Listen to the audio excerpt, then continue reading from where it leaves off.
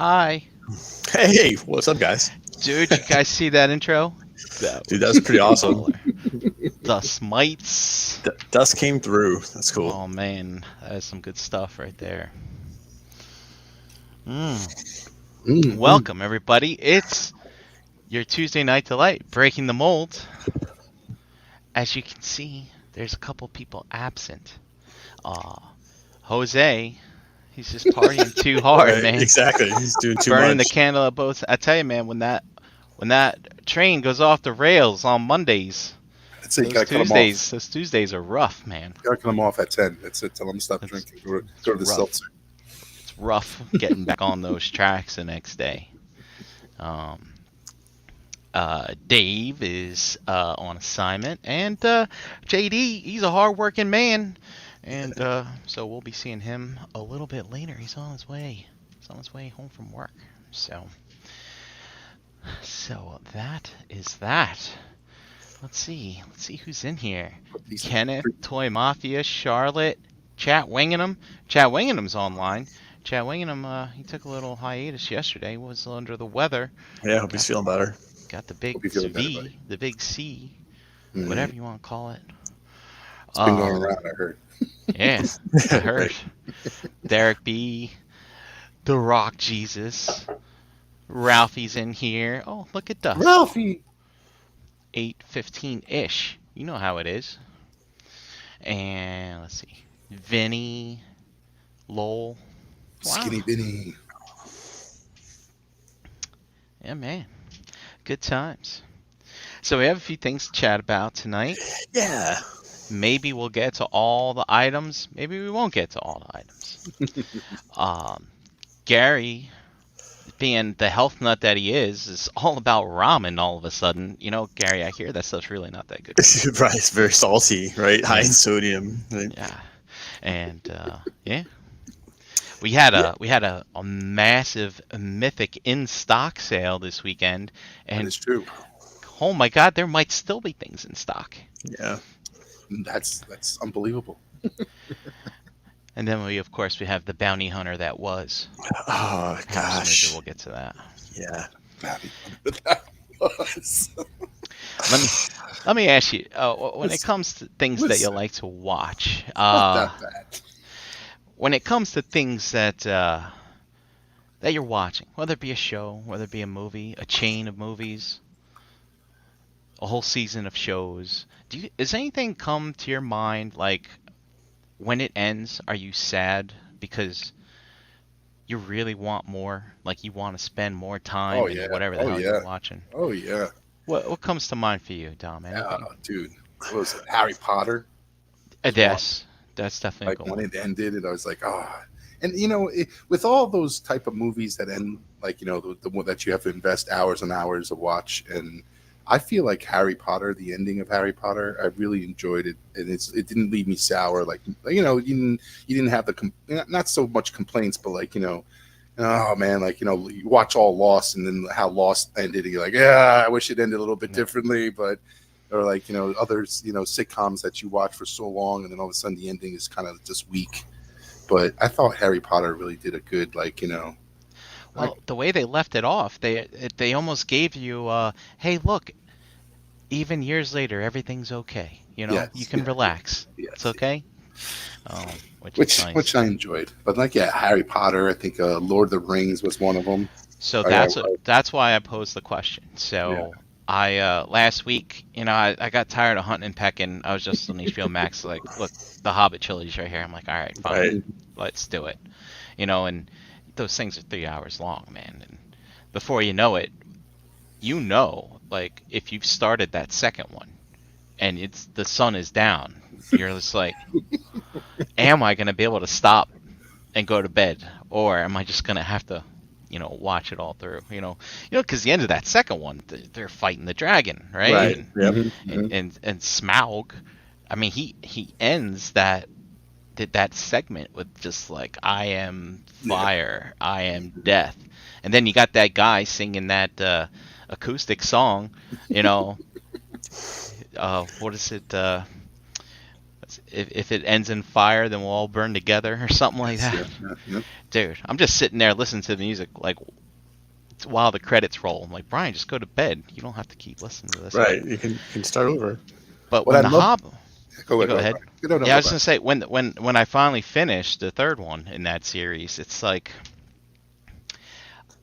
yes, true. I didn't do all 9 hours in a marathon, but yes, I've just invested 9 hours of my life this week watching this series of movies, and I'm sitting here like, I could keep going. Like I don't need another adventure. I just want to be in that world. I want to be around those characters, type stuff. And the best thing is that I'm sad. If you were like a Lord of the Rings fan, and then you watch The Hobbit, and you watch that last one, and how they close it out, where Gandalf is knocking at the door, and you see the point of view now from Bilbo's side, where he's in the house, and it just makes you want to fucking just put on that first Lord of the Rings movie and just keep on going. So I did. I didn't do it that night, but I started watching this weekend, and I'm about a third way through the Return of the King right now, and I've actually extracted myself from it, because the thing with the Return of the King, it's got like 4 different endings. They give you stopping points, but it's like, I don't want to experience that sadness right now of oh, look, there he is. This smiling. There he is. Hey, Dave. Yo, what up, guys? Oh, man. Yeah. Okay. Dave heard hobbits, and he's like, I gotta get in on it. Right. Little people. Dave's been asleep since before 4 o'clock. But yeah, man, I've actually, now I'm just kind of watching the Return of the King through my lunch break, so it's gonna take me about a week to get through the last 2/3 of that movie, and yeah, man, but it's like one of those things. I'm so sad when it's over, because I don't want to leave this world, So it's not quite the same, and you guys are gonna be like, "Oh, Gary, that's so cliche for you." Okay, but I will, and look, they're not great at the end. I will admit that as well. But like when I watch the Fast and Furious movies, right, I like seeing some of the characters that come back, right, up until like number 6-ish, right, and when Paul Walker passed in real life. But it's weird, like, so having seen that first movie, which is 2001, right, and looking at the cars from the 90s that they built for those movies, especially the first couple of movies when they did the car builds where they weren't all fictitious, cheesy stuff. It's like that was attainable, right? Now you go back and watch that one, I see the cars and they're 20 plus years old, right? It's like you can't find one of those if you wanted that now, right? When it wasn't a big deal. It's interesting to me. Like that's part of what the fun is, I guess, when I look at that and just realize, that was like not a big deal, that Civic, right, or that Nissan, but yet now you can't find one anywhere that's like that anymore, right? So, is it because did the movie make them super popular, so people start buying them up and do things, or that's really not the case necessarily? It's just they're just old, you know what I mean? They're just gone. They don't exist anymore, right? They're used up, they've rusted away. It's like so. Yeah, those cars were used. Like they were like nobody, as much as people customized them and drove them for the fanciness, but other people just used them as their commuting cars. Well, that's what I mean. Yeah, exactly. It's just kind of interesting. I'm like, God, I can't believe that looking at that thing's 25 years old now. You know what I mean? It's like, well, I mean, do they go to the way of the classic now? Like every once in a while, you see like an old vet on the road. I'm like, oh wow. There's a few that are like that. So now it's like now if I see like a 3000 GT, I'm like, holy shit, that's a it's true, right? car. There's a few that are like that. Some of that stuff has come around, from the 90s.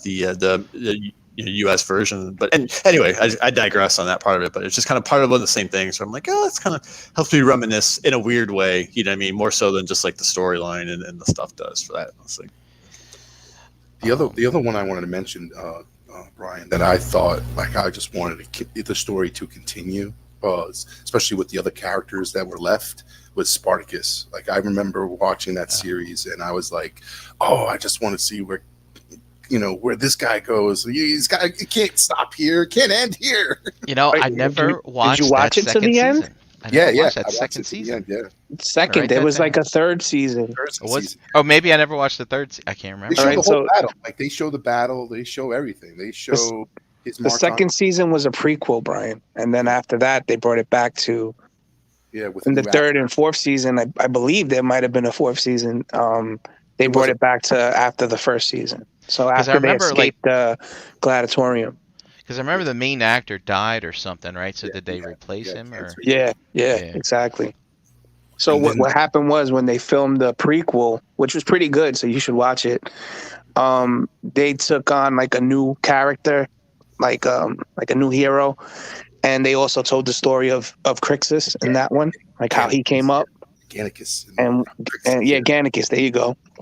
And what happened was they were waiting for the actor that played in season 1 to get better because he was fighting cancer, but he didn't win that battle, so they had to recast him after that. Recast him, and then that's when they started season 3. But like that's what the thing. I never saw season 1, which was like the when they introduced Spartacus and everything, and Crixus was like the bad guy in that series, and then so when I missed that season, I started with the first season, the second season, which was the prequel. So I started with that, and then I went into the first season. So I started with season 2, then went to season 1, and it kind of like I actually fell in love more with Crixus, his character. Than Spartacus, because when you watch season 2, Crixus is kind of like a prick, but then when you see season 1, he's more of like this kind of the Spartacus character, because he's like new and fresh and just trying to get his dues in and everything, and it's just like that's when I fell in love with Crixus, and I was like, oh dude. And then in the second season, like which is the first season, when I started watching it after the prequel season, I was like, oh, this is great. And then they just like the way it ended, it's like the other characters that survived, you really wanted to see like where it went to, and how well they did it. I mean, just the whole series was like beautiful, and you can't go wrong with seeing boobies everywhere. So it got a little ridiculous with that though. Yeah, it did. It did. Did you guys watch that? I never saw it. Wow, I Gary, saw come one on. of the seasons. Yeah. You would like it, Gary. You would like if Brian. Did you like the first season? Yeah, I enjoyed it. I can't remember what the situation was. I was actually sleeping in my guest room at the time because my back was fucked up. So I wanted to change my sleeping arrangements. Like, all right, my back's fucked up. I'm going to get off my bed and I'm going to sleep on this futon. It's something to change it up. Get my back in line. Well, and by the time my back was feeling better, I finished that season. And then it's like, all right, well, I'm not hanging out in that room anymore. So I'm gonna watch something else. I don't know. It's like changed my. He left the Coliseum, so he's not. What I find interesting, guys, is a certain actor is in the second season of that, and he's actually portraying a older character in that, and that was about 10 years ago, if I'm correct, or more. And it's Mr. Fett himself. Oh, really? Yeah. So. He plays. If I want to see Tamara Morrison do a decent acting job, I should go watch Spartacus. Is what you're saying? He's the one that trains the gladiators in the second season. Yeah. Interesting. What platform is it on? Stars. Originally, on Stars. Yeah. Oh, okay, so it's probably on Amazon. I think I watched it. I believe you might be able to watch it on Hulu if you have that. Oh, okay. Oh, I think I saw it on Netflix. Maybe. You might have it on that. I've never searched for who had it. I never saw it like a. Maybe, I think it was Amazon. I actually have the DVDs. I bought the DVD box sets from them. Gary, these guys are in better shape than you, bro. You got to watch it. Yeah, no, that's good. It's gonna push you to fucking. You're like they're eating twigs and berries too, and yeah, it's gonna push use a little motivation these days. Yeah, it's on Amazon, I think. Yeah, it's great. And then there was rumors after like the year passed by with all the people just raving about how the finale ended and everything. They thought they were gonna do a spin-off with Gannicus and his character, but they never did.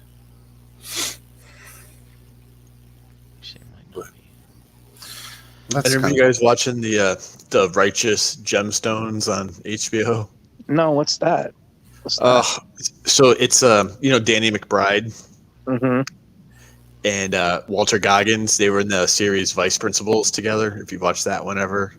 But his sense of humor, like from like Eastbound and Down, they're a family. John Goodman's like the patriarch, and it's essentially like a religious Christian, super wealthy family. It's just, I don't know, it's pretty funny if you like that kind of style of humor. So there's like two seasons. I'll check it out. Sure. Yeah. Season 1 was season 2. I think just hit. I think they do it like weekly, so it's up to like episode 4. But it's kind of outlandish, but it's pretty good. It's entertaining for sure, especially if you find him funny. Season 1 from Eastbound and Bound is like that show was like I've never watched that either. You would love the first season, man. That first season is fucking. I like him. I think he's pretty funny. He's wacky Dewey. I'm on my Ozark right now. I haven't finished yet, but so Dave, I just finished episode 5. Oh, okay. I'm about at the same pace as you right now. So you know that show, right? It's a web that gets more and more and more tangled. Like I cannot wait. Like it's a good show, but I cannot wait for the show to be over. And this season, like I said, I'm on episode 5. Please don't tell me how many episodes there are because I don't want to know. Well, the season split. Like, you need to know that. Stop. I'm just saying they split it. Like stop saying what?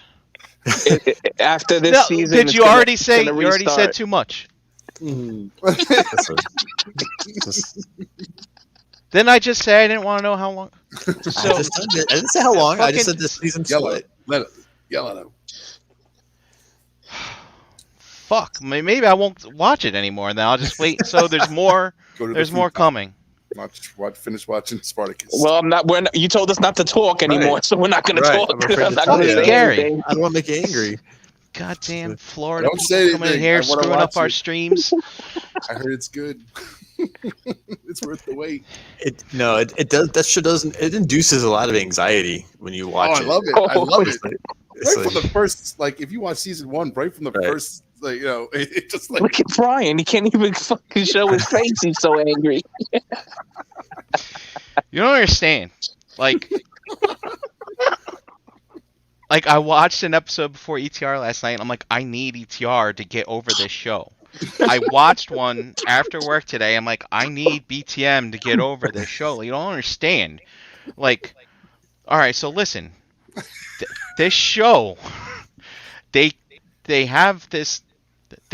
It's a scheme after scheme after scheme, and everything gets fucked up, and it gets deeper and deeper. And I'm just like, and then finally at the end of this episode, I'm like, I think they're going to start unraveling it now, because I'm like, how are they going to end this thing if they keep on tangling everything, and they better not make it a simple answer. But what you're telling me, Gary, is this is first half of the last season that's out right now. Is that what you're telling me? Perhaps. I'll take the bullet for Gary. Yes, that's what I'm saying. I don't want to make you more upset. So what you mean to tell me is I don't know how many more episodes I got before they're gonna leave me. That's correct. Because they start the show with a kind of a cliffhanger, but I liked that because you don't know this is like Game of Thrones. Like you don't know who's safe. Like I have a feeling I know who's safe, but like with the way they started it, I'm like, well, at least I know these people are gonna get through this, and they're gonna get through this, and then eventually we're gonna get something. We don't know what's going on, but don't say anything. I haven't watched it. But all right, so excited to just binge watch it this weekend. But you mean to tell me they're probably going to keep tangling up webs, and we're not going to see anything unravel for another whenever the hell the fucking next part comes out. Exactly. Are you telling me this show is like a knot, that a big large knot that just bothering you? It's just it's one of those knots where when you pull on one, it just gets tighter and tighter, and you just want to whip the scissors out or throw the sneakers out or whatever the fuck. It's crazy. It's very stressful. And I tell you, the Ozarks look like a great place, but one thing that they do not reflect in that show is how fucking hot it is there. I bet it's fucking hot as balls there. I bet it's humid. Yeah. Oh, yeah. I'm sure there's a lot of mosquitoes. Oh, son of a bitch. Well, now I don't know. I don't know if I'm happy that I know this now, or if I found this out on my own and be like, what the fuck? God damn fucking Netflix. That's a show that at every like last episode or last season of an episode, you want more. Like you want like what? No, Let's keep I don't know. I feel like when those seasons end, I am at relief. I'm just like, all right, fine, whatever. They didn't conclude whatever the hell. These people, they don't finish anything. They don't know how to close anything. And well, that's like let's just make it worse for everybody. Like, before Dave, what episode are you on? I think I just ended 4. All right, so at the end of 5, I was yelling at the TV because fucking Wendy. I was just like, I'm just saying. I'm not a big fan of her to begin with. She's starting to drive me crazy. Her character is awful. But I'm just like, I was yelling. I was like, don't. She portrays that character so well. It was like, yes, she does. The only other like character that used to get on my nerves like her was the wife of Walter in Breaking Bad. Oh yeah. What was her name? She had a weird name. Was she Skylar? Was that Skylar? Yeah. That's it. Yeah. I just remember as her character progressed through the arcs of that show, like the actress did a great job of like just I really disliked her, just like. But yeah, Wendy's terrible. Oh, I love her. Fuck shit up. And the funny thing is, when I started watching this season, I was like, all right, well, let's just do it. I can't remember what show I watched recently where it was The Witcher. I watched the second season, and I didn't remember hardly any of the characters. And I was just like, fuck it, I'm just going to go through it. I'll pick it up as I go. And then I was like, you know what, I want more. I'm going to go watch the first season again, and everything was revealed. I was like, oh, that's for that guy, and that's how they knew each other. But anyway, like, Ozark, I started watching it, and I was like, no, I can't go through this again. Because, like, I'm like, she's with her now? When did that happen? And I'm like, all right, fuck it, go to YouTube, find a 15-minute recap, and let's do it. Yeah, because it's been on like a while since the last one came out. Yeah, because there's people in that show that have died, and I would have been like, where's what's his face? Like, I'm like, oh, that's right, I forgot he's dead.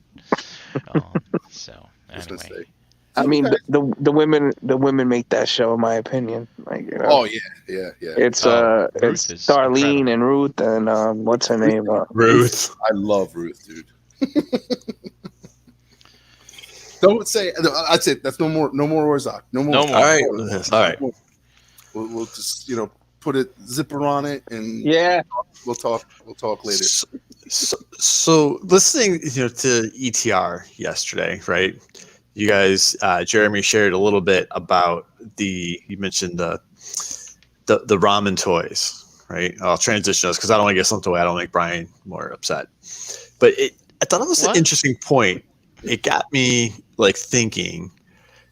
So I think everyone on this panel and probably a lot of people in the chats have supported some type of either a Kickstarter, a HasLab project, right, or something similar, right? Yeah, right. And this isn't my thought. Isn't to talk about those toys because like I don't really care. I didn't. They weren't anything I was interested in, right? So I have, like as I said, I have no horse in that race. But it seemed as if you guys were talking about some of the comments and even the opinions on ETR were pretty strong about what should have been done or not done. And I guess my question was just what thoughts do you guys have around that when you support one of those projects? Are you entitled to something different than someone who comes along later? Should you be surprised that something gets reissued with some variations or differences and then have feelings about that, knowing what you agreed to purchase? I don't know. I just found it very interesting. I was one of the ones who invested in not invested, but like backed the initial early bird, right? And when he said what he said in the beginning, how this was limited one time run. I knew that wasn't, I knew he was honey dicking me right there. Yeah. I knew Honey dick? that you never watch okay, fine. You gotta watch I forgot what the movie's called. I can't remember it. But it's with James Franco. But like Spider-Man? Nah. Pineapple Express. Oh. So basically, I know he was joshing me, and joshing the whole situation, because I knew if this was successful, he was going to definitely do another run, or obviously do other characters. And for example, if he did other characters like the evil guys and some more like weapon packs and stuff, just to encourage more people to buy those things, he would have to reissue those 3 main characters. So I wasn't too upset to the point where what people are saying, that they feel like they got stabbed in the back, and it's like, I just feel like you got to give the guy the credit for doing what he's doing and putting out some toys that that we all love, and it's able to get out there in physical form. And then if he can make them better, good for him. But obviously it was a quick turnaround, and people are feeling like a little cheated because they went in on it, and it's a little bit different, or something that they want now because it's more vibrant colors or more of a toy color type aspect. Then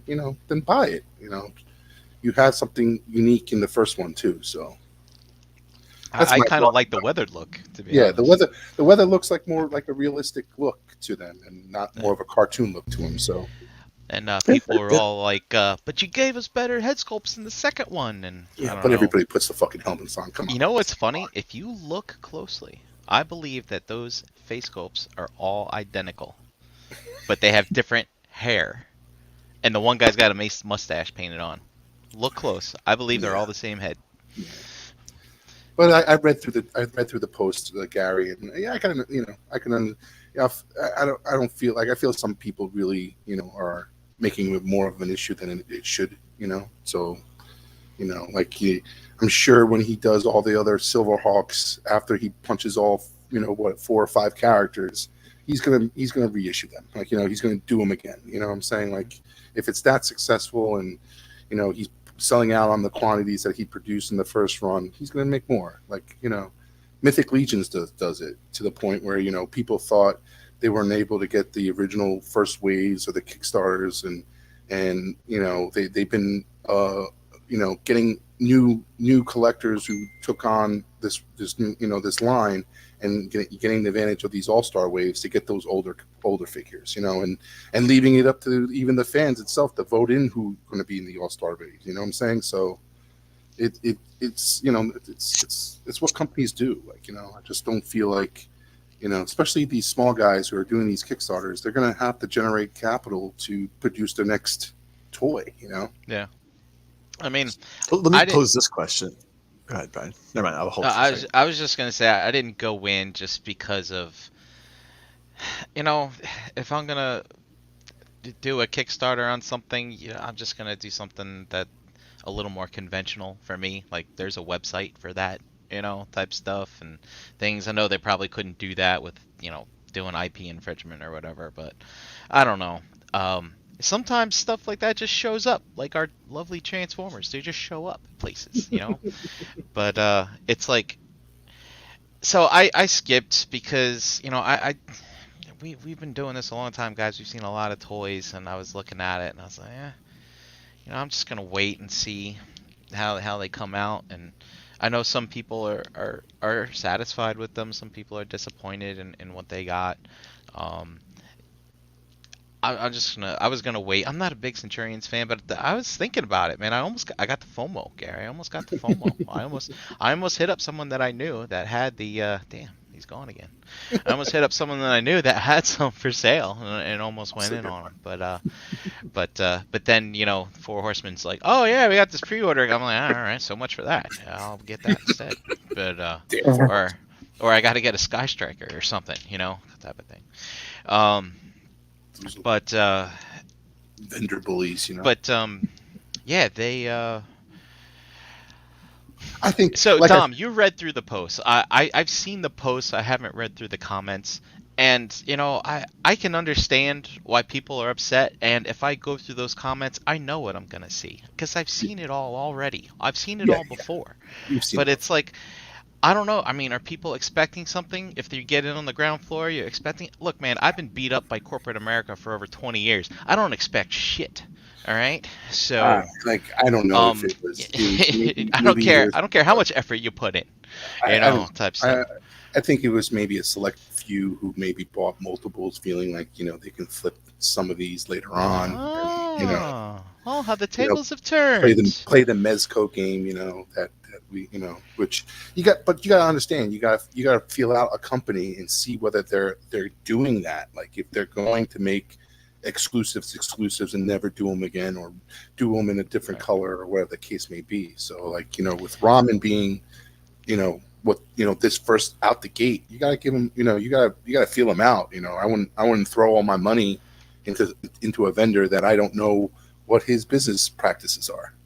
So Gary's getting kicked in and out of his internet because it must be storming in Florida.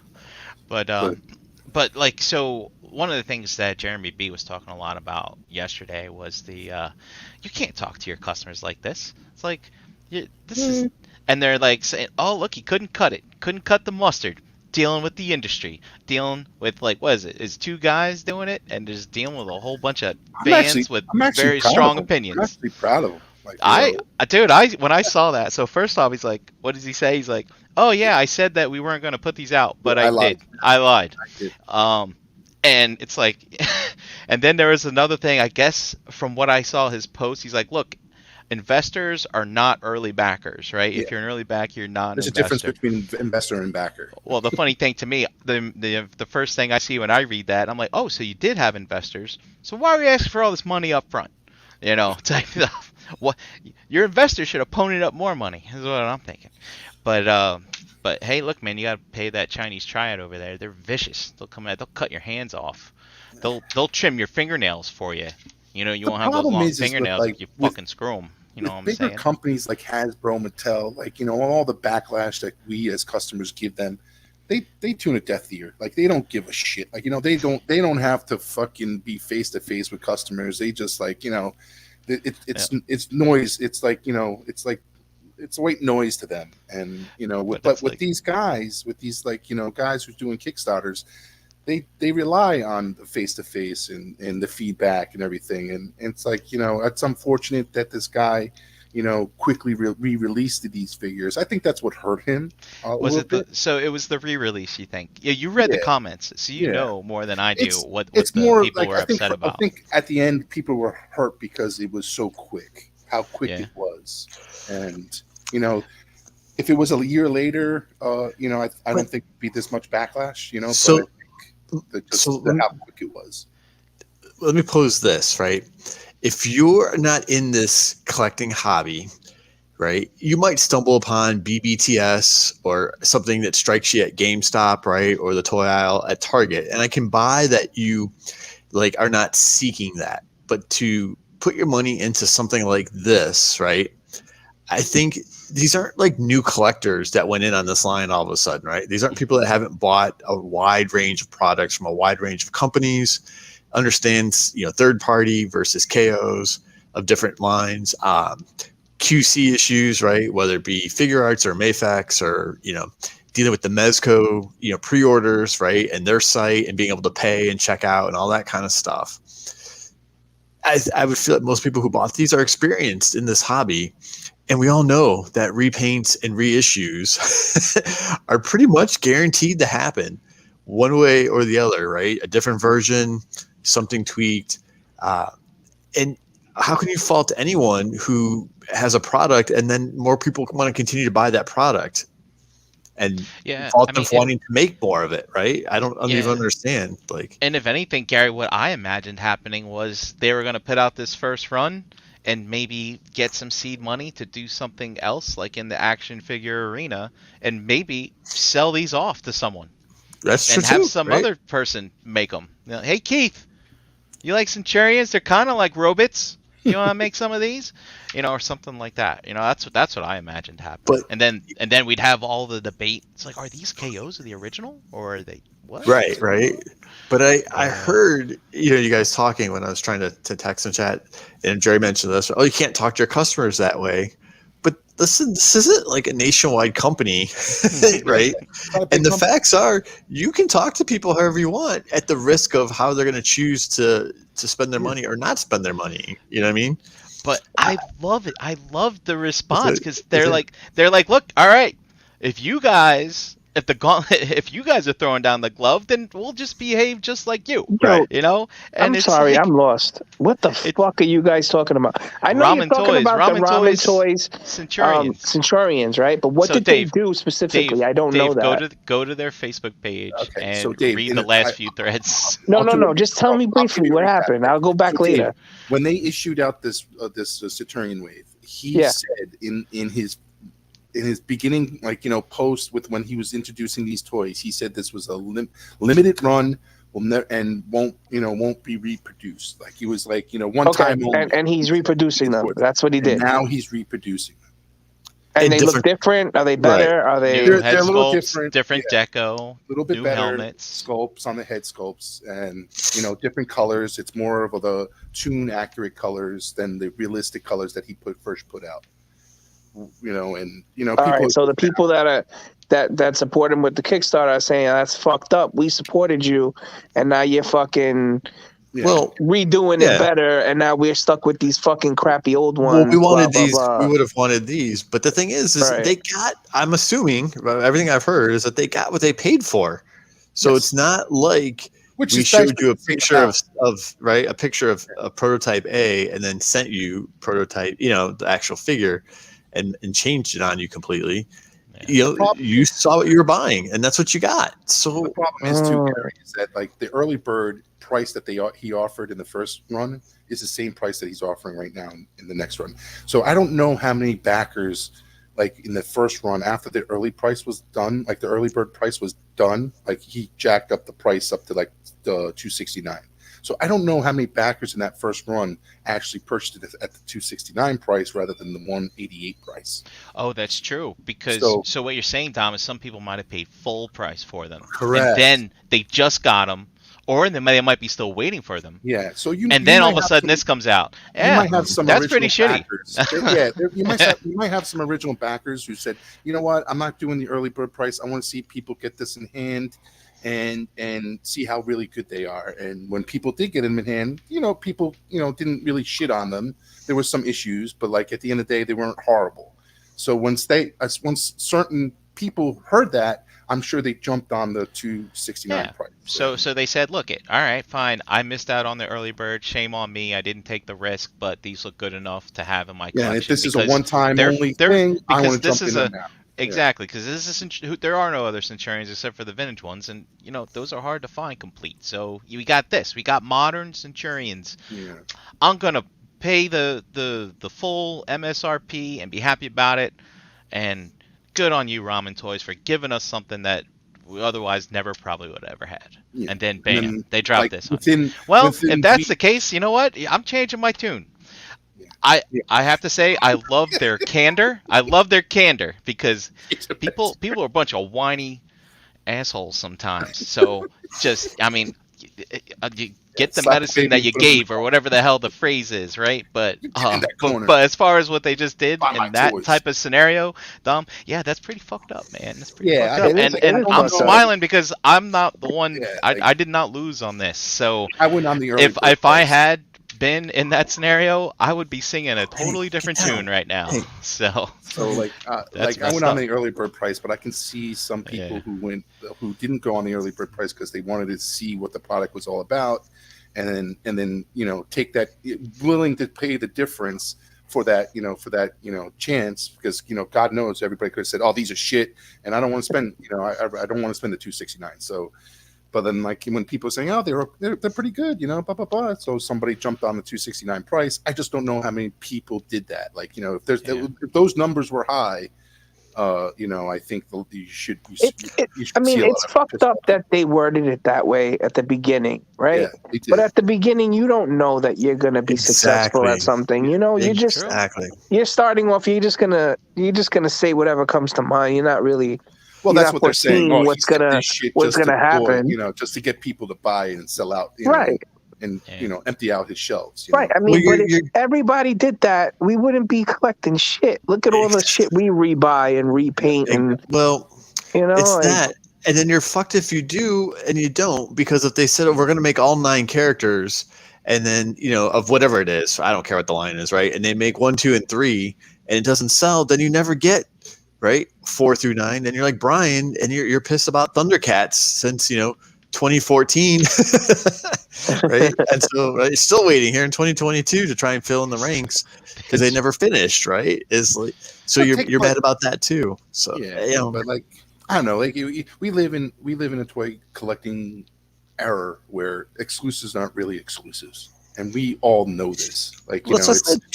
You gotta enjoy what you're getting, right? While you're getting it, and just know that there's going to be something else, so that's Gary, entitlement. exactly, bro. There's going to be something else, and that's what gets me thinking, like, anybody that's pissed over these ramen toys Centurions, like, you don't think there's somebody saying right now, look, they're buying this stuff, we could do it better, let's do it, you know what I mean? And somebody else is going to take the Centurion idea and do it, a little bit differently, and then you're gonna have 3 sets. I'm gonna play devil's advocate. A lot of when we do collect too. I brought this up in previous discussions that we talked about, but there is also collectors out there that could like to collect because there's an item that they have in their collection that is rare, that only a limited amount of people have, and I think when it came to this particular toy line, people, when they didn't back it, they were feeling like, when I do back this and this is successful, I'm going to have something that is rare, that not a lot of people have. Is that the inner scalper and you talking? Yeah. Right? No, but there is people that do that. Because all I hear is cha-ching, cha-ching, because that's all I see is that people are saying is just because you have, it's different. Damn it, I'm not going to be able to mark these up double the price now. That's like comparing to somebody who bought just one of them and somebody who bought 50 of them. You know what I'm saying?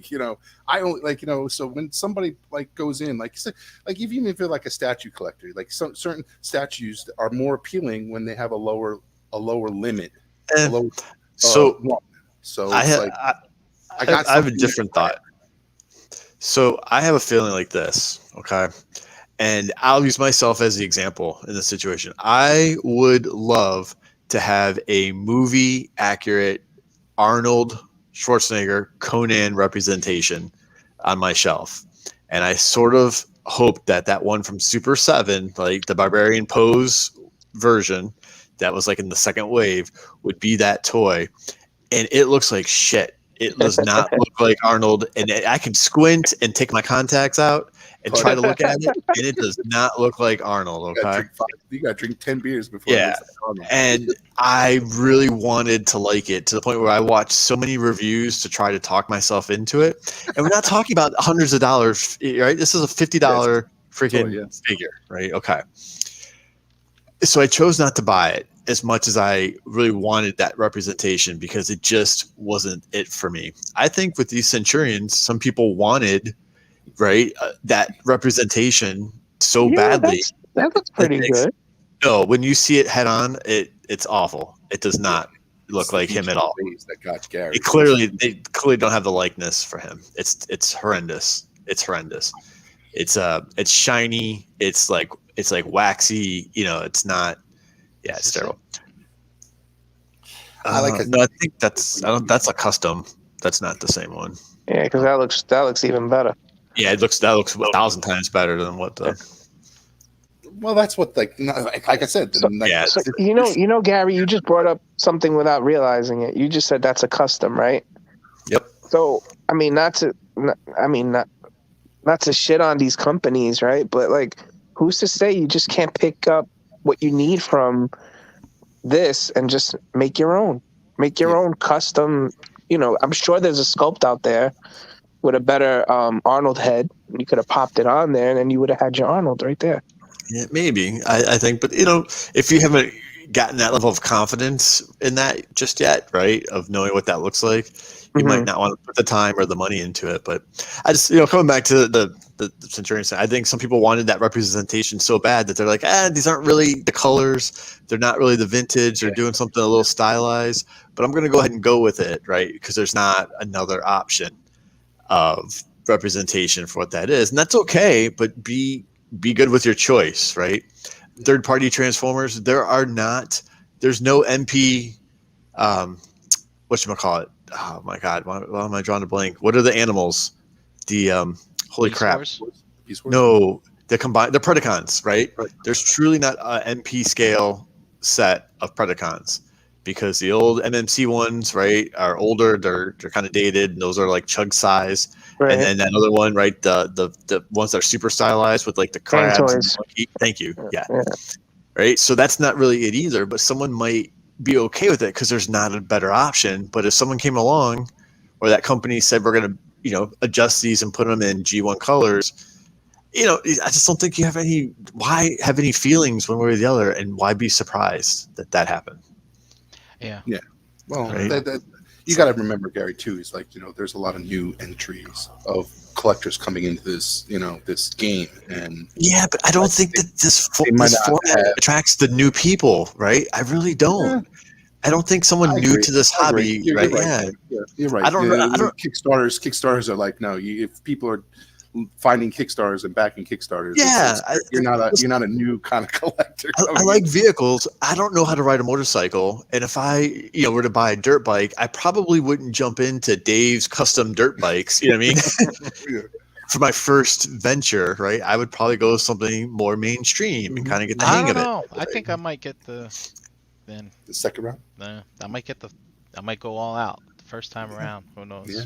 But yeah. I mean, it's an unfortunate situation. But for those of the people that do have them, dude, the money's gone.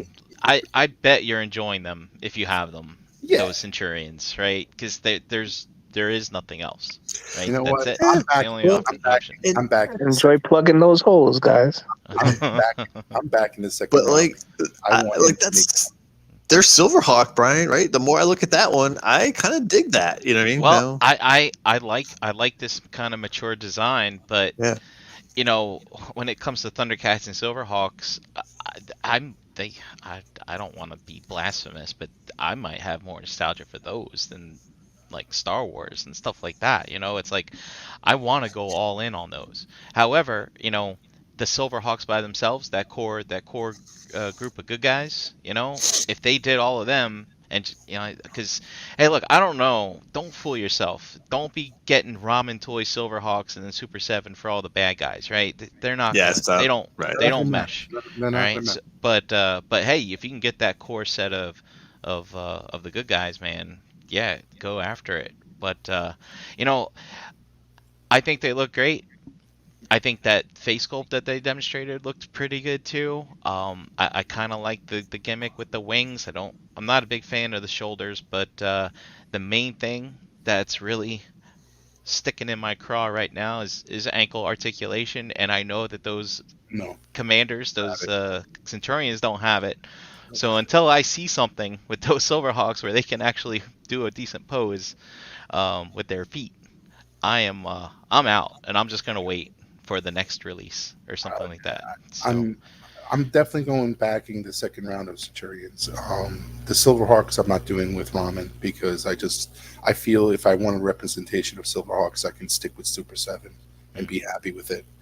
And their first two waves, they're pretty much knocking it out of the park. So I like the cartoon kind of representation of Super 7, more realistic. I can pass on, but with Centurions, they're doing it. Ramen Toys are doing it. I hope they do more. I don't know whether Super 7 will ever do them. I don't know who has the license. I don't, I'm saying, I don't know. I know Ramen Toys doesn't have a license. I know Super 7 doesn't have a license. So have a license for what? For Centurions.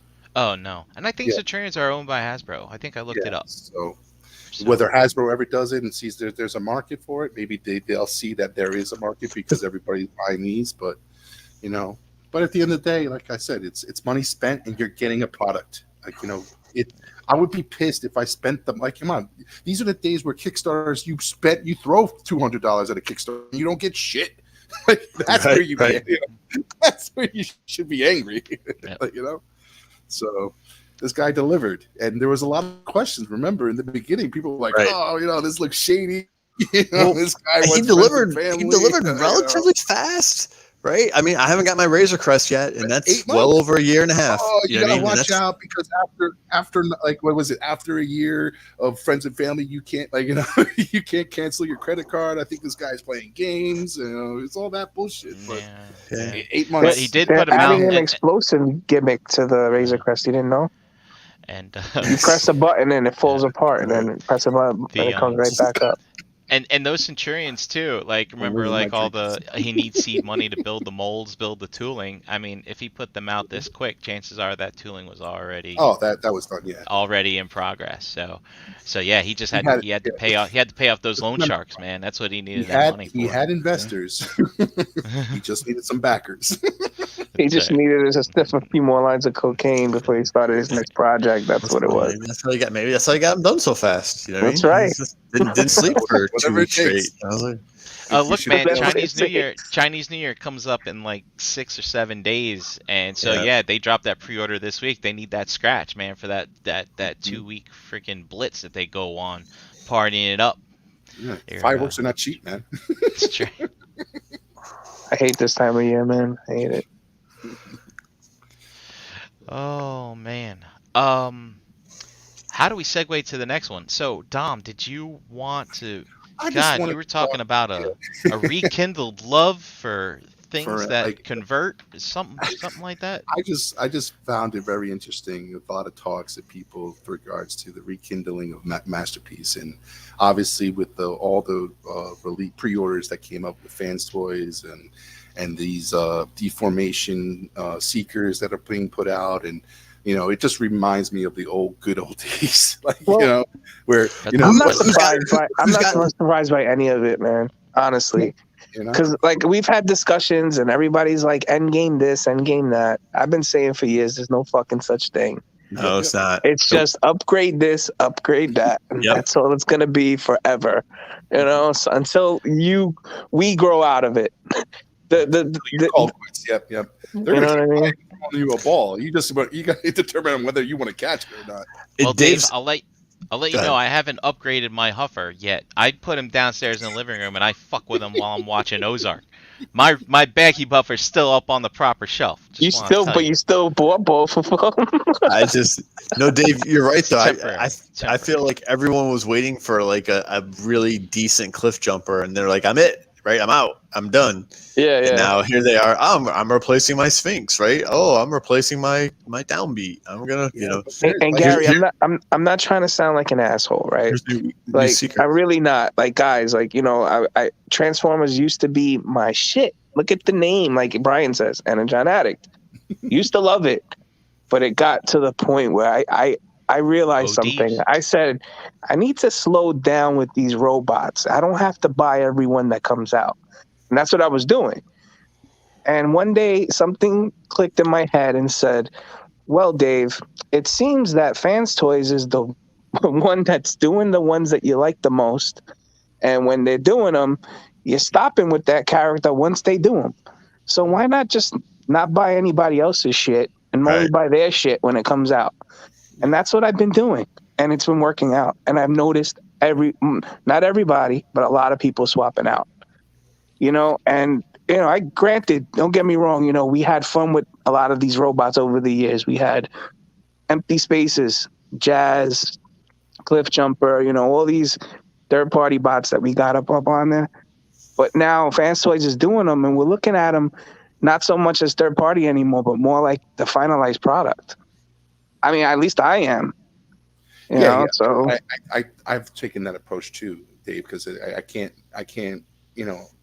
with buyer's remorse with how many X-Transbots I bought that, said shit, I bought this X-Transbot, but now fucking Fans Toys is making a better version. Yeah. the thing is that, you know, as collectors, we all fall into that trap, and as we progress and collect, you and start even venturing off into other things to collect, you know, obviously money becomes an issue because you can't, you know, buy it all.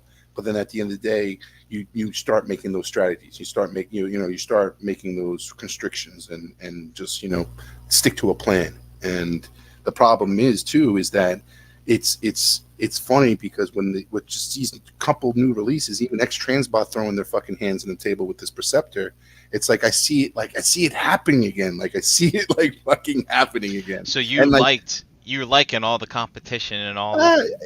Don't get me wrong, Brian. Competition's good, but you're just like seeing all the options again. Like, you're reminiscent. You're reminiscing of the days of old, where you just got all kinds of stuff. I'm trying to stick to my plan. I'm trying to say, you know what? But like you got these. I'm not calling it. You know, you got these other competitors coming out like Deformations or Transformers Elevated, whatever they fucking want to call them, and they're coming to the table and they're putting out some good stuff. And it's like, wow, like, you know, oh my God, and here we go again. Like, you know, it's starting all over again. And, so you know, now it's so fascinating though.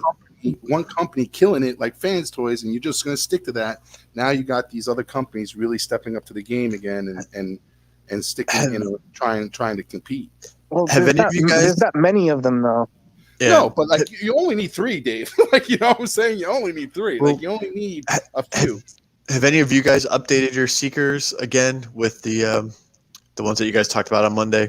No, but I'm looking at those. The one that Dust just got. I'm looking at the same ones right now. Okay. Now I took a long 2 weeks to make a decision on whether I was going to go with MP or go with Deformations, and it's and believe me, Gary, I did all my I was Brian Bricking it, and I'm just like going. Who are you with? Who'd you go with? I went with Deformations because it's just more of a tune look, and I feel that, like, you know, with regards to the Starscream that they did, I felt granted everything is right about that toy. Don't get me wrong with what they were trying to produce and what they were trying to make. It's just that I feel with how I portray the Seekers, I think Deformation in a tune perspective, I think the Deformations hit the nail on the head.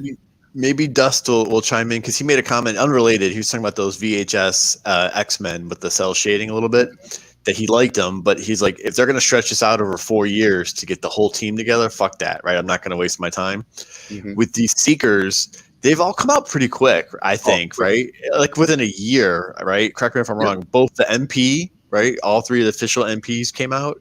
And the Deformation came out even quicker, I feel like, right? They did Starscream. I felt way quicker. Yeah, I thought they were like back to back, right? So fast they didn't change the box, is my understanding, that they're all like in Starscream boxes, right? Yep. Okay. Yep.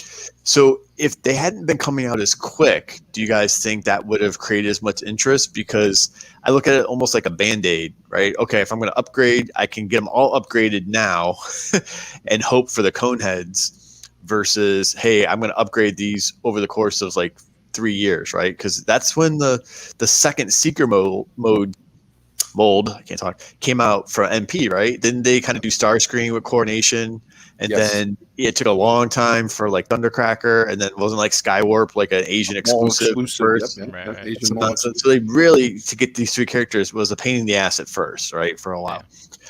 So I don't know. I have a feeling if these hadn't come out so quick, people maybe would have been a little less quick to maybe kind of jump in and get it done.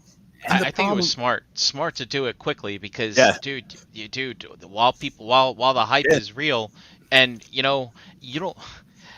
If a lot of these people are in that swap game right now, dude, don't hold the customer hostage with a dirty looking shelf with Seekers from 3 different companies. Just give them all 3 at the same time. Yeah, I agree. I think it's super smart. The same thing was done though when the other things, when the Coneheads came out, when they came out with the BB07, Y07, whatever the fuck those were, those all came out back to back too.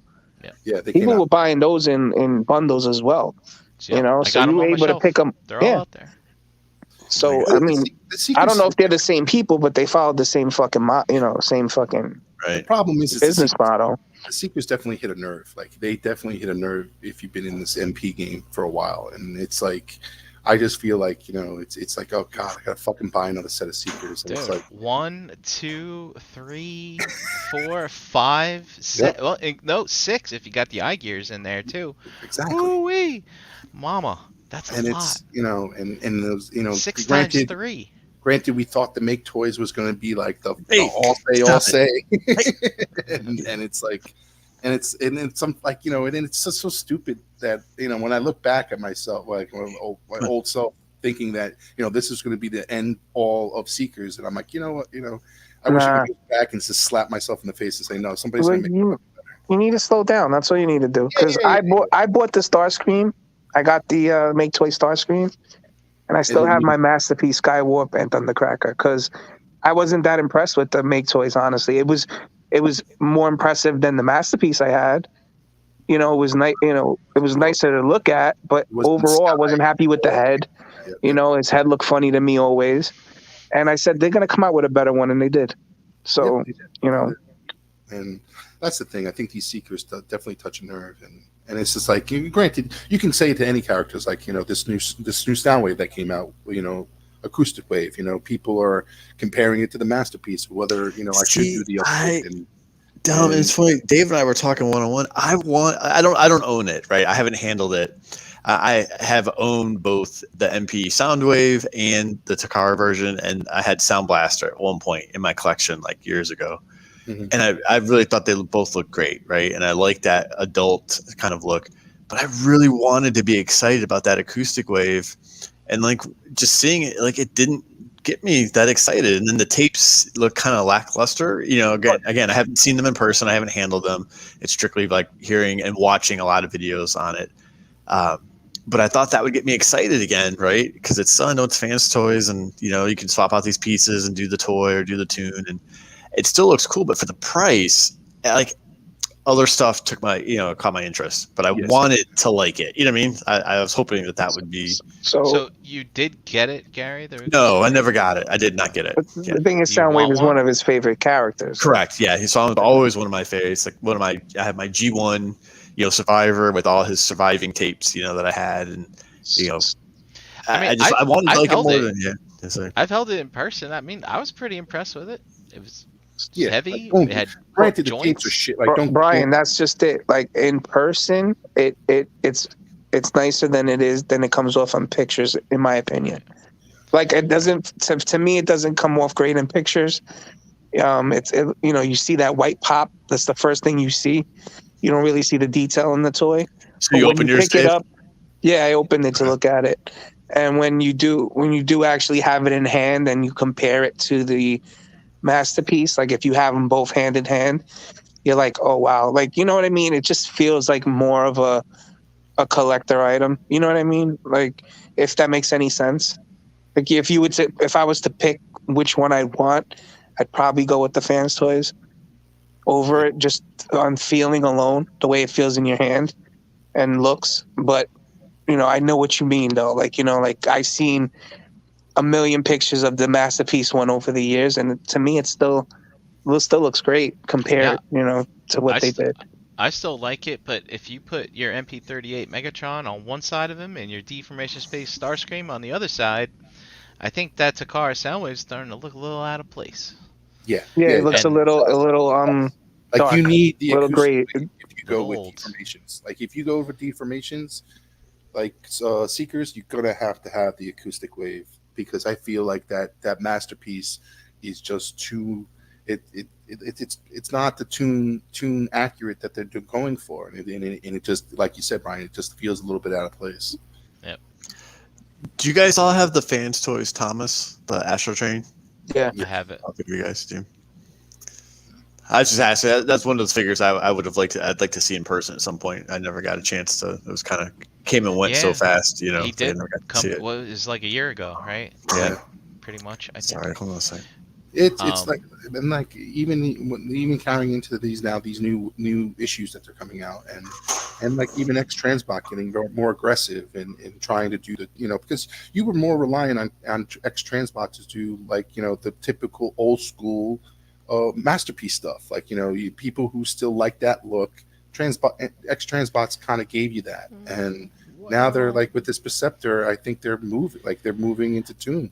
I think Keith has always been one to do things really tune accurate. He just didn't do it very well. Well, by accident, he was doing old school. I think he's always done it, but the thing is, he's just getting better. I mean, like everybody else. Everybody else is getting better over the years. You know, you're gonna. I mean, Fans Toys was an obvious transition, as was Takara. Correct. And I think Keith has always been trying to do that Toon Tickle stuff. He just wasn't there yet. It's a funny take on it, Brian. Yeah.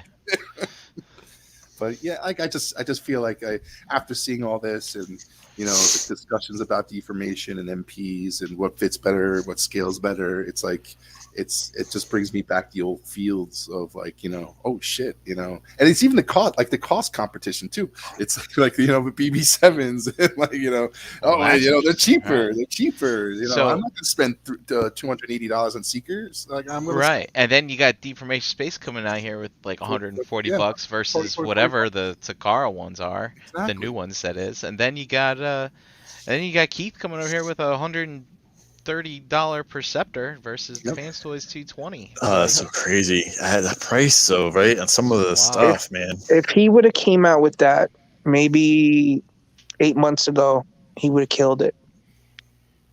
He would have killed it because nobody had it. You know what I mean? Fans Toys reissued theirs. We knew it was coming, but it wasn't as close as it is to now. You know what I mean? To coming out. He would have killed it. Dave, but I think he rushed it. I think he knew he had to come first to market, and I think he pushed what he needed to push to get his one out first. And did any of you guys go in on that one? No, I haven't. No, I'm not. I went on the Fans Toys. I gotta stick to my plan because I already bought too many X-Transbot figures that eventually Fans Toys did, and in my eyes, they did it better. And don't get me wrong, I know it's that first to market type of high that you get to where it's out there and you want to grab it, and you don't know whether God knows who's going to come out with it and when they're going to come out with it. But Fans Toys has been don't get me wrong, with all the reissues that they did last year, they're coming out strong, swinging in 22, and they're pushing out a lot of fucking figures. And it still blows my mind that we're left with X-Transbots and Fans Toys as the two main companies, right? And maybe MMC sort of still around in there for different things. I don't think they are. Well, they have their Protectobots. I think are still coming out, right? And they did their whatchamacallit, Combaticons in like the G2 colors and stuff. So, well, you know what the thing is? That's a nice, interesting gimmick for collectors who like to collect robots, type of thing. Like, I don't want to use the word like true fan, but like, dude, an all-in-one combiner with no parts to bolt on, that's kind of fucking cool. I think that's a really cool kind of gimmick for people that are really, really into the brand there, as opposed to the showers. I don't know. Am I a shower now? Am I a Transformers? Just a shower? Yeah, I've become late. I've become lazy, Brian. I'm a shower now too. You know what I mean? Like, I'm not into the gimmick. I don't know. Well, that's the thing too, Brian. I think when later on, I just feel like if competition's going to come, they're going to come strong now, and just like deformation, like I think this Transform and deformation, I think like people are going to take that blueprint and what they did and say, we're going to, if we're going to make something, we got to make something to beat these guys. And I think deformations did put it to the test and beat them. Granted, they're both great figures, the MP and the thing, but it's not like it's not like. Hold on. Are we the deformations, right? Are they their own? I don't know much about them. Sorry. Are they their own thing, or are they almost identical to the Masterpiece? Are they KOs? They're their own thing. No, they're not KOs. Yeah. They transform completely differently. Completely differently. Worse transformation, but they transform. Yeah, transformations are pretty off. I've seen one video. Yeah, and it looked frustrating. All right, because that's interesting. That is interesting. That's pretty cool. Yeah, it's not like the BB7s, Dave. It's not like they just made the same exact MP, but they just made it cheaper and a little bit better. Changed it a little bit, right? Yeah. So it's not like that. It's like this thing is completely on its own, and they attacked it and they made it to Toon Tickles, and they're doing exactly what Fans Toys and MP is doing. But like I said, you come maybe $50 to $80 cheaper, you take the market, and I'm gonna order one of these things. I think it's like I went in on it's like it has my interest to just even want to check it out, to play with it, And the fillers that they made for them to make them, make the back a lot prettier. It's just a great move on their part. And and not only that too, the bot mode is super clean. Super clean. Yeah, I've seen that. Takara, man. I mean, you've seen those train bots they're putting out. That you take a close look at that Starscream, he's just as messy. Yeah. I mean, so. I just that's what I said. Like I was, granted, the scale issue is preference. The color is preference. Like what you feel, what Starscream's supposed to look, or how tall Starscream's supposed to look in your eyes. Like, granted, there's discussions there, but I just feel like with the price and how great it looks and how different it is, this is what competition is going to be like, and I'm happy for it. But God, just break my fucking plans. I mean, it's cool though. Hold on real quick. Esteban posed a question. He says, "Is Deformation the one that did that Megatron that Esteban, what Megatron? I need you to elaborate, because so what, the KO Megatron that they did? Did Jose have like a KO MP38 or whatever? I don't know. I don't remember. I don't think so, but I think they did. If it's Transformers element, it's the Optimus Prime that was in the competition with and Magic Square. Yeah. Yep. A lot of people consider that Transform element their favorite one. Still I like that one the best. Yeah, that was my favorite when I had of the three actually. Which hindsight, you can see that that was probably that was a little taste of what they were gonna they're gonna get into, and being that type of third company coming in and challenging MP, just like Fans Toys. So I don't know. What's cool is hearing Dom excited. Now, are you going to sell off your other ones? Nah, toys for all three of them for like $300, $200. It's like, well, I buy with that in so might just keep them in jet mode and just fuck around with them,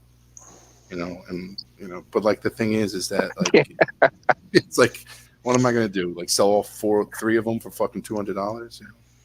I want us to meet up if God willing I'm still alive, but in like 20 years, just to see what the fuck we still have, and do one of these fucking hangouts and hey, look at my fingers and try to transform something with my fucking arthritis filled ridden hands. Yeah.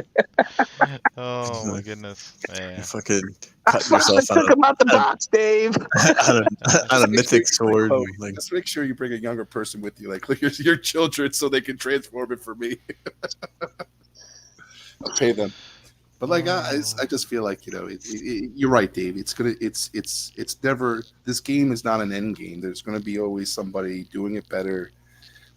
You're upgrading, and it's like So don't get me wrong. Like I like the transforming element of Transformers. I think it's cool that it turns into a vehicle and then it turns into a robot. That's what captivated me as a child, right? Mm-hmm. But now that I'm an adult and I don't really have much playing time as I used to, I wouldn't mind just buying something that looked fucking great in one mode. You know what I mean?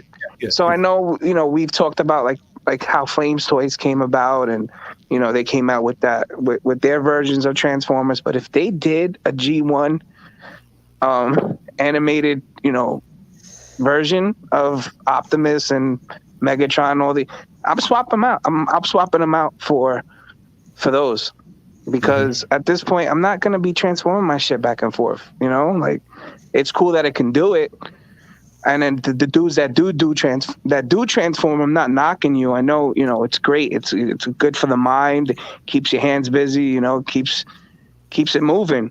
But for me, I just got too much going on right now, so I would just probably swap them out. So if somebody's gonna do that eventually, and you're just gonna have a bunch of fucking statues, not statues, but let's say an articulated robot that doesn't fucking transform. It's called Super 7, Dave. They're doing them for you. So you can buy It's gonna happen, man. It's gonna happen. Dave, I'll tell you, man. This Huffer, as much as I have this love-hate relationship with this Fans Toys rig or whatever, this is the first one I've transformed in a long time, and I have converted it at least 6 times now. What? And just watching TV, it's not. It doesn't take forever to do. The tolerances are not awful, so it's not a pain in the ass. I have it. I think the last one I tried to transform before that was Masterpiece, was the Astro Train. I was at JD's and Chance, and you know me, I don't do things with instructions. JD's painting eyes on my lino. I'm sitting there for 3 hours trying to transform this goddamn Astro Train. Yeah. I think I am never doing that again. Yeah. That was. I think you bring an interesting. I think where with the toys that they're doing, like you said, I think that's where they're going to go, Brian. Like I think with where MPs are, they hit the tune. Like they hit exactly. It looks like the cartoon. I think now what's going to improve is it's going to be easier to fucking transform, and it's like I think they're going to hit. Like you're going to get an MP. Optimus, but it's not going to take fucking an hour to transform them. It's going to take 15 minutes to transform. Look at the one that fucking does itself. They just need to upgrade that. Put a few more robotics in that bitch, and it's going to just do. I think that's the next move. I think it's like and these companies are going to realize like we can't beat what we've done with regards to how they look in a tune look that what they were what customers were looking for. Now we got to do and make them tune look, but make them where they transform and easy to transform and get that. If you get that transforming Optimus and a fleshlight, you could probably get it to give you a blowjob. It's got to program it the right way. Yeah. I don't know, Dom. I think the ease of this Huffer transformation was just a lucky coincidence. Yeah, very lucky. I don't think they did. It wasn't easy on purpose. They're just like, oh, look at that. We lucked out. The funny thing is like I remember back when in BotCon years, when they were doing like the Revenge of the Fallen stuff and all those complicated transformations, and people, as much as that they love Transformers, there was a certain market that people enjoyed those complicated transformation. But then when I remember when they got rid of Archer, I forgot what his first name is, but when they got rid of that Aaron Archer designer who was making those complicated fucking transformations. They ended up going back to like the fun of transformation and trying to give out toys that necessarily don't take as long to transform, but gives you the look that you're looking for in the lesser transformation steps. And I think they had a good game plan there. They never really kind of flushed that out, and it never took off. But I really think and that's where MP I feel is going to go in the future, because a lot of the stuff that they're doing, I feel that they're doing so well on the looks. Now they're going to do it where it's just better and quicker, easier engineering. I mean, with evolution, possibly, but I think the people that make these Masterpiece Transformers, I think they might be of a different mindset than us. Like it's like the look is Masterpiece, the build is Masterpiece, and guess what? We're gonna put you through the ringer on this transformation just to show off what we can do, and be like, this is why you paid this much for this. I can fold 500 panels into one. That's right. It's like no. Like this is what you're paying for. You just don't realize it, and you better enjoy it and appreciate the complex nature of these things. If you want something that looks good and easy to transform, well, you go to your Target and your Walmart, because we got just the products for you. And I have to say,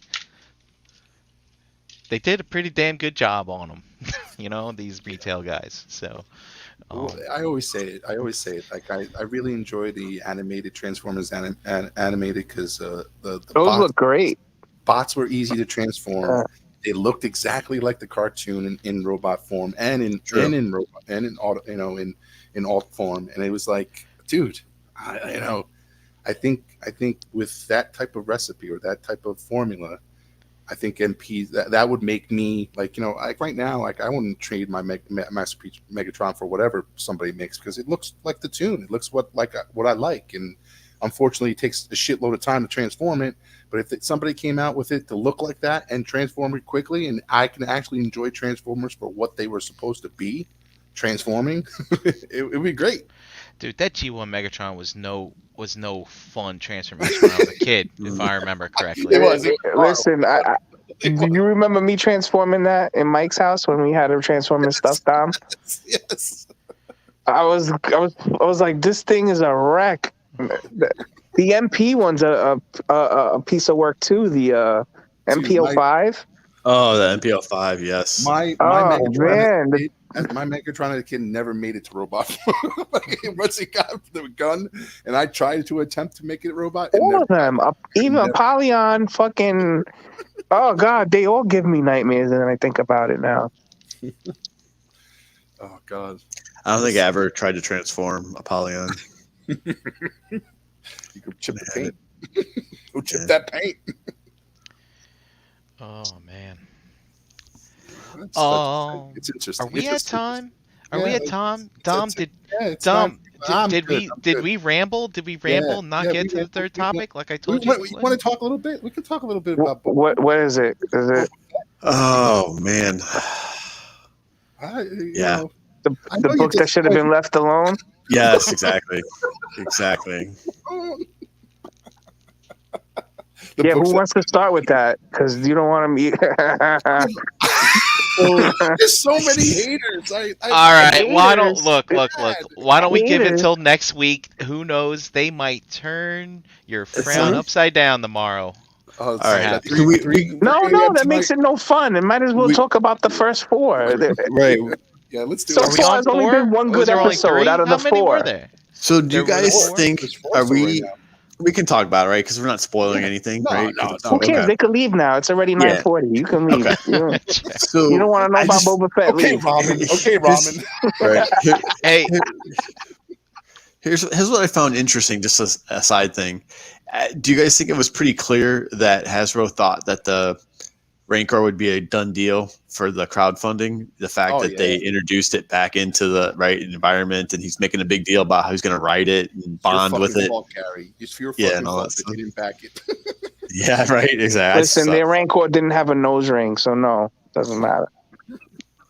If it would have had a nose ring, they would have backed it. So I'll say this, and this is and then you guys can talk. When I've been watching anything else entertaining to me in the last year and a half, even some of the shows I've outright said I want to like more than I probably do. So Witcher season 2, right? That's a show for me. I don't dislike it, but I don't love it. And I kind of wanted to love it, and I don't. But when I would watch an episode, I don't check the time to see like how much is left. Ozarks, Cobra Kai, right? I don't know, anything else I've watched. I'm like, when I'm watching an episode, I'm like, I'm enjoying it. But what'd you say? How much more of this crap is left? When is it gonna end? Feels like to the point where I'm watching one of these episodes right now, and I like if I have to do something or the cats are fucking around with something, like I'll pause it and I'll be like, oh wait, there's still 13 minutes left. You know what I mean? And these are not like full hour episodes of something.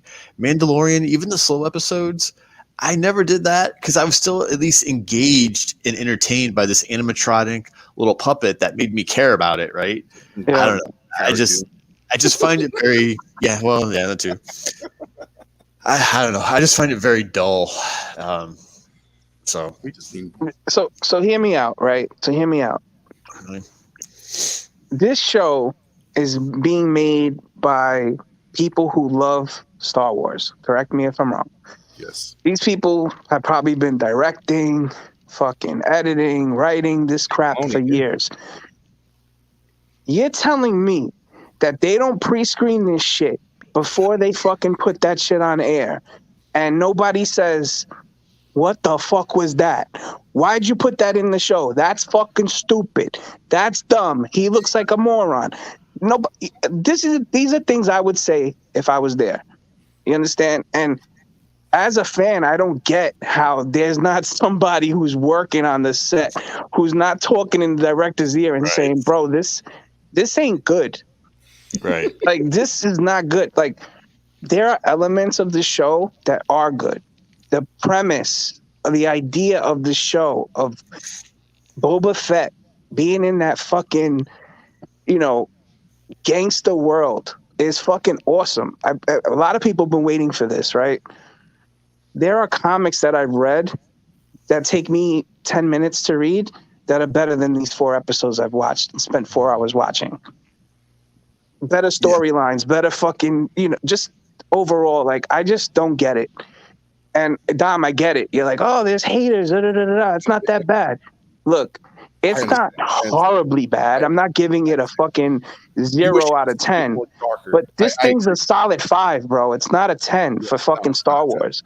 And especially for a fucking character that had so much fucking mystery behind them for all these years. And now you're going to bring them into the limelight in the way they're doing it. To me, it's just like, ugh. I cringe watching it sometimes. And Boba Fett is one of my favorite Star Wars characters, always. I have like 15 Boba Fetts in my fucking room. Do I not? That statue too. But now I'm like, fuck, man. I gotta fucking rethink this motherfucker. Darth Maul's looking way more fucking cooler than him right now. Because they just dumbed him up in this fucking show. But here's something, Dave. Yeah. Esteban says, fun fact, the screenwriter for Rogue One never saw a single Star Wars movie. Maybe people outside the fandom should help write the shows. Yeah, well, give me his address. I'll send him a fan letter. Fucking asshole. I see.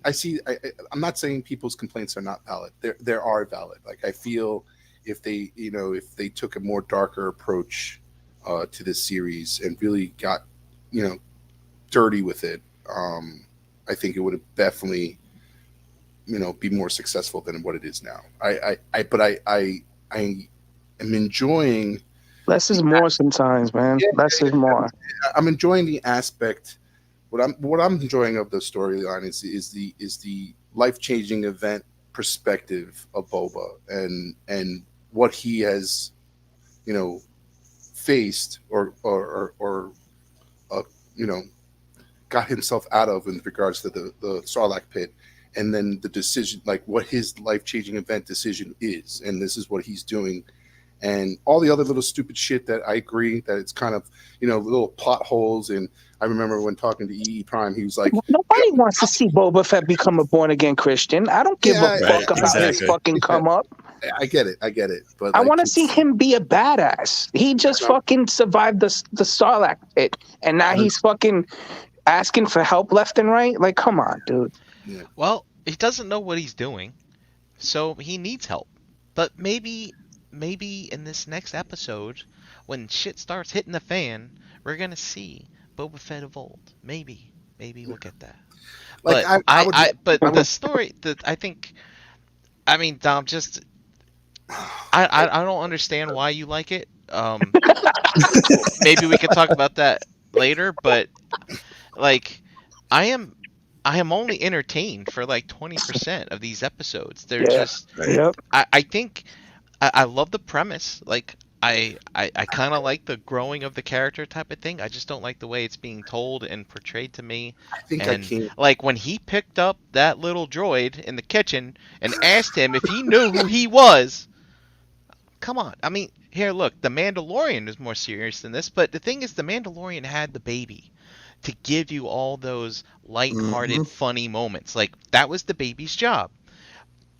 There's no character in this episode, in this series, that has that job, so they're shoehorning it in. And, I mean, I don't know. You had that whole kitchen scene was just rough, man. It's just like, it's like, so listen, bad. the only character that actually looks scary is the Wookiee. It's the only, I think, like, none of the other, like, even characters look and I think that villainous to me. Him letting him go was like, kind of like, I wish he could have just said, now you're fucking part of my team, because, at the end of the day, you're fucking, you try to kill me, now you're mine. Like, How many episodes have you watched? I watched all 4. Yeah, I watched all 4. All right. I watched all of it, but like, I know he let go of the Wookiee, And I saw the Wookiee scene in the cantina and everything. But like the thing is, I know there's holes, and I just feel like yes, I can sit there and complain about those holes, but the thing is that I'm guessing I'm being more open minded and I just how do you take a world full of like villains and gangsters and spice runners, throw the Power Ranger Skittle bike gang in the middle of it. Exactly. Listen, and prostitution and extortion, and it's boring. It's like I don't understand. It's like you have all these elements, and it's not exciting. I think if we were Mos Eisley, the story would have been different, right? It's not dangerous. It's not. Yeah, Mos Espa, the Bobo Mos Eisley. So like the fact that they brought the Pikes into it was pretty cool. The Tusken Raiders and how that storyline was pretty dope. Even when you saw Jabba's niece and nephew, you're like, all right, cool, whatever. But like everything else about it is fucking stupid. How many times are we gonna go back to the mayor's office and talk to this woman who apparently thinks everything's gravy all the time? You know what I mean? You have an appointment. Yeah, exactly. Like it's stupid. And then the biker, that Skittle bike gang, I wanted to throw something at my TV, and I don't get like that. Like usually I'm just like whatever. But I was pissed. I was like, this is dumb. Yeah. One of the things I don't like is they're having characters narrate the show for me again while I'm watching it. It's like, did he just lock that door? I'm like, come on. I saw him lock the door. Just blast it open. It's bad. It's bad writing. I agree with you guys that Skittle if they're going to do a chase scene with speeder bikes in a fucking vehicle like that, they need to budget it right. That chase scene was horrible. Listen, that chase scene was just as bad as the one in Solo where he steals a speeder and crashes it. At least it was faster. Yeah, but it was the same boring, it just doesn't work the same. I can't escape in this speeder until I put my dice up on the mirror. The physics are different, right? And Boba Fett has a fucking jetpack. He ended up in the same spot when they crash. It just, the premise of cyborg enhancements should be badass, right? Yeah. I'm gonna have a cyborg. Wyclef giving people upgrades. It was the weekend. I saw the picture, why when he was surrounded by the fucking guys, why did he just use his jetpack and just get out? And then, one of the most badass people in the world, Danny Trejo, to show up and just be like, oh, the eyes are covered, so he's sleeping, and when he sees you, he'll imprint on you, and that's how you'll do it. I mean, I don't know. Yeah, I didn't need the. It's I didn't need the Rancor pit bull type of association. I was like, don't make me feel sorry for this beast. I've seen what it does. It's fucking badass. Right. And you guys know I love the animal companions. I'm all for it. Honestly, one of my favorite things is what are those reptile dogs that the Tuscans have? Oh yeah. How there's that one continuous one that kind of was guarding when he was prisoner, and then he didn't kill it. He just kind of beat up on it when he got away and stuff. And it was throughout the whole thing. I was like, that was actually cooler to me than All right. Watching the Rancor behind. All right, guys. So I think we're 4 of 6 episodes. How many episodes are there? I think it's 7. I yelled at you people for telling me. Yeah, I'm afraid to say I don't know. But then you're afraid. No, I won't get mad. But anyway, so we're halfway through, maybe more than halfway through, and things are starting to develop now. I think we're done with flashbacks because he's totally healed, and we're in the last flashback. We're up to present day, I think, where he met Fennec and he got his ship and all that other stuff. By the way, Sarlacc seems pretty cool there. Predictions, right? So they've teased us with the music, right? At Mando. the end of the last, right? Mando, they need to hire some muscle. Besides Mando, I was thinking, what if we see the other bounty hunters from Empire Strikes Back? What if they catch wind that Boba is dude, this guy he's creating like So, a Shangri-La for bounty hunters. Like, we don't have to do this anymore. Like, yeah, let's all go to Tatooine. And dude, you have a shipping company. I'll run a casino. All this other stuff. Mhm. We'll get out of the game. A retirement job. this Yeah, but this first is we got to kill all these fish people. this is all new, right? Like this is all new. None of it is tied to the Star Wars universe, right? Am I correct? I Or have no idea. I think they're going to tie it, Dave. I think they're going to tie it. because I mean, if it is at all tied together, like Wait, some what of do you those mean? dudes aren't around anymore. Like some of those bounty hunters should be dead. It's only been 6 years since Return of the Jedi. Yeah, but all right. Hold on. I'll be right back. Yeah, Okay. so like basically, I think Brian, I think with predictions, I think that would be cool. Like I think Bosk would be definitely one of those characters because I think in Clone Wars he as young Boba he was Bosk was part of his young, like the young little clan that they had, like his upbringing. So Esteban says Bill Burr might show up, and somehow Cara Dune will return.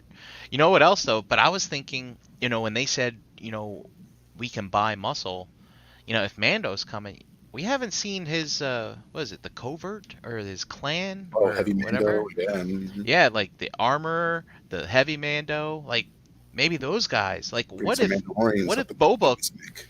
like there was an episode in the last season of Mando where they said something like Mandalore's gone. Like something happened to that planet that I'm not sure. Maybe something happened after Clone Wars or whatever. Because did it get blown up? Is it not inhabitable? Is it just overrun with other people that aren't Mandalorians anymore? They're saying Mandalore's gone. Like what if Boba takes this opportunity to take over Tatooine and have it be a refuge for the Mandalorians spread all across the space, and they all come congregate here and be like, all right, we got it. I don't know. It could. I mean, it could happen. There's like lore out there that says like that, because his armor is his dad's old armor, right? Right. Yes. So supposedly, like his armor has some like encryptions and stuff that tell you a little bit more where he came from. So Lowell says the Empire destroyed Mandalore. So I'm getting that. Lowell, if you can elaborate more, like did they Death Star it, or did they just they killed everyone there, or did they use one beam or all 4 beams? Well, I'm just kind of Did curious. Did they scarif it, or did they fucking? Because Bo-Katan's in this storyline, she wants that saber to. Is she gonna restore Mandalore to honor, or I don't know. I don't know what's going on. So I'm curious. That I also, my prediction, I think, is that this what's the Pike Syndicate, or the Pike is not behind this. There's a behind the scenes pushing the buttons, and I think it's going to be from Han Solo. So you think we're gonna see Daenerys? Daenerys, yes. You think she took over? What was Crimson Dawn? Sun? Crimson Dawn. Yeah, the Crimson Dawn. Yeah. Crimson Dawn. So maybe they're in league with the Pikes, yes, or something like that, or the Pikes work for them. Yeah. So someone needs to check an Easter egg video to see if the Pikes have been wearing anything that looks like Crimson Dawn. They did. They Did they? like, the guy who he approaches, like in the flashback about the Tusken's protection. If you see his outfit, it's almost as close as the symbols to what Cara was wearing. Okay. With the circle, like the circle and the lines and everything. So real quick, we're getting confirmation from Esteban and Lowell that they glassed the surface. So I'm assuming that, they fucked it up the planet pretty bad. Yeah. They Death Starred it. But the planet still exists. Yeah. They didn't blow it up, but it's messed up, man. It's almost, I guess, like they almost like terraforming it. I guess. Yeah. They made it uninhabitable. They salted the fields so nothing would grow. This is very biblical. So, but I think that's where it's going. Dude, what if Daenerys comes with the Pikes and the Pikes lose, and Boba takes Daenerys as his prize, and we see Daenerys in the gold bikini? In the king. Yeah, maybe. Could happen. Could happen. But like I said, I don't like. So just to let you guys know, there was a storyline that, like I said, some of the comics were better than this. there was a storyline that happened right after Empire, where Boba was basically he lost Han's body, right, at one point, and everybody was trying to get it. So the Hutts were trying to get the Han's carbonated body back. Vader wanted it, and so did Leia, Chewbacca, Luke. They were all after it as well, right? So in this story, she comes back. The girl, what's her name?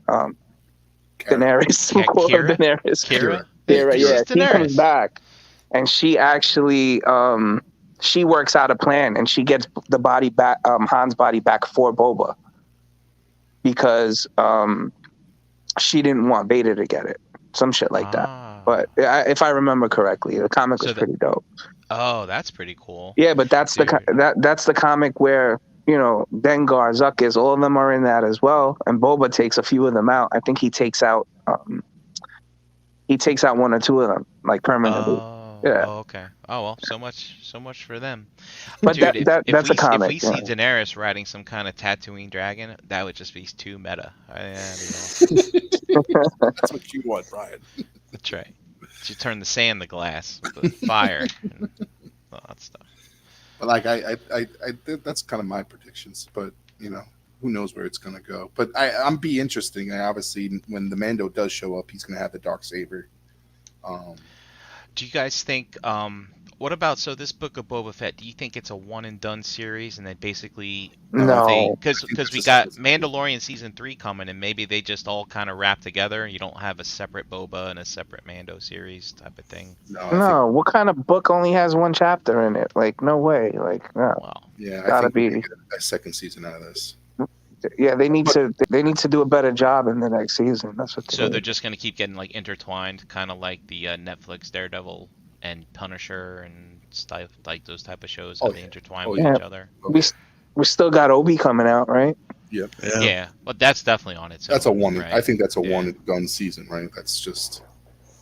It might create another spin-off off of it, but I think it's gonna. Yeah, maybe with another character from that time. Well, where's it gonna take place? Well, it takes place on Tatooine again. Yeah, I suspect it would. Like, here we go. Yeah, but it's a different More time. sand people. It's a different time. Didn't you know that, Dave, that Tatooine is Unicron? Come on, you didn't know that? Yeah. So, Tatooine is the center of the universe. The hub. Even though Luke thought it was the farthest from the brightest part of the universe. Right. But I mean, Dave, it doesn't have to all take place on Tatooine. Who knows? Maybe Obi-Wan gets on a ship and goes somewhere, has to take care of something. I don't know. Yoda sent him a voicemail, something like, "Look, dude, you gotta." There's a disturbance in the Force. Do something. Yeah, I want to see. I want to see some kind of him talking to Qui-Gon or learning how to do that. Like, I want to see that. And like I said, we don't know if this is occurring closer to episode 4 or more closer to the after Clone Wars ends. So I don't know. I can't remember. Yeah, we don't know how close it to, like, right the days after the Order, after they leave and do the thing, or is it going to be like, when Luke's like 3 or 4 years old? I suspect Luke's going to be a toddler in this case. So I want to see Vader doing Vader shit though. Like, man. You got to read comics, Brian. You got to read in the comics. Vader is like Super Vader. Like, dude, yes, I want to see. I want to see that, man. Killing fucking Inquisitors and I don't want to feel sorry for him either. No, I want to see him tearing people up and just. I want to hear the Imperial theme. I want to see limbs flying. Yeah. Dude, I want to see some people get messed up. So this is an angry man. He has his own comic. Pissed. He has his own comic. I know. I own some of them. I just never opened. If you read the first one, I'm not sure what line it was, but Darth Vader 1. He's looking for Jedi that escaped Order 66. Right. And he comes into a fucking a few of them. Let's say a half a dozen or a dozen fucking Jedi, and they're all ready for him. They know he's there, so they're prepared. he fucks them all up. And I mean, some of them are begging for their lives, and he still fucking kills them, bro. It's like crazy. Dude, I want it. Yeah. I want it.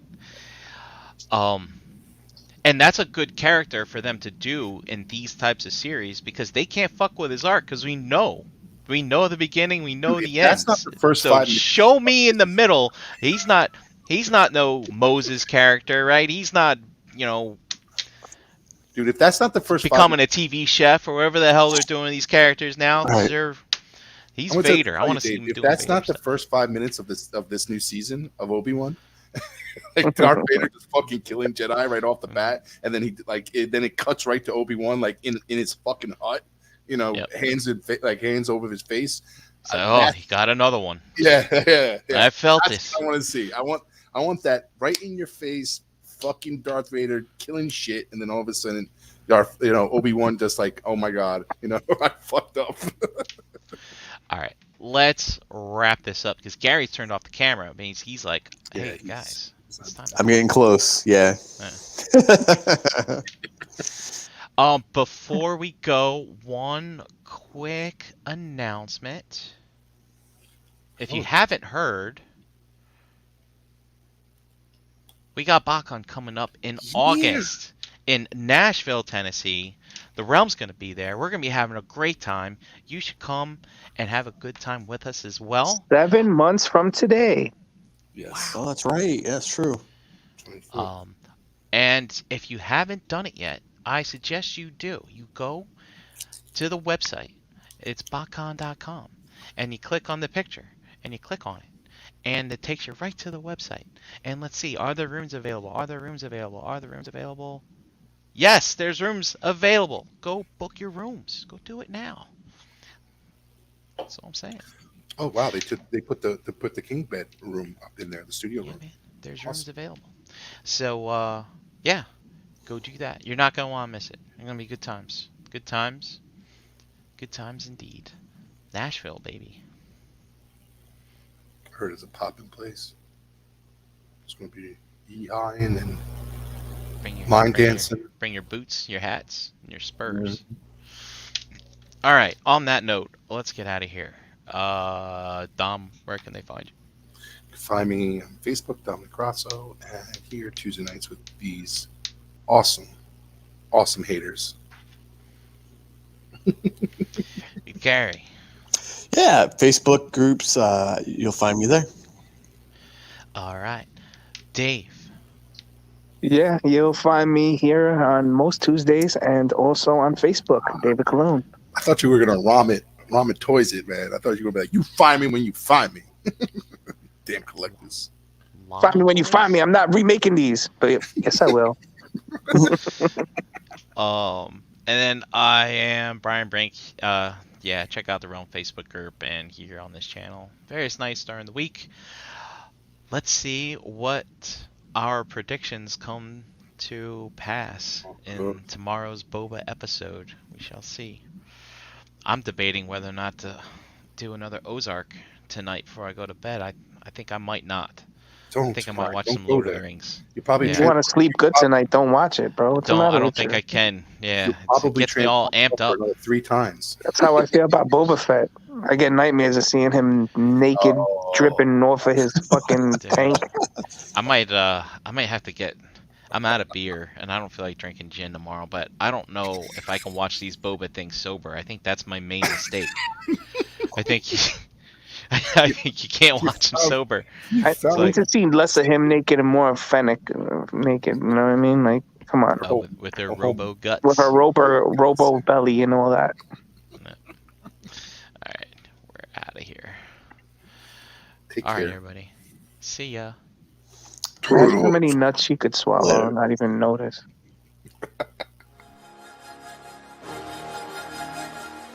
Say it with me now. Realm.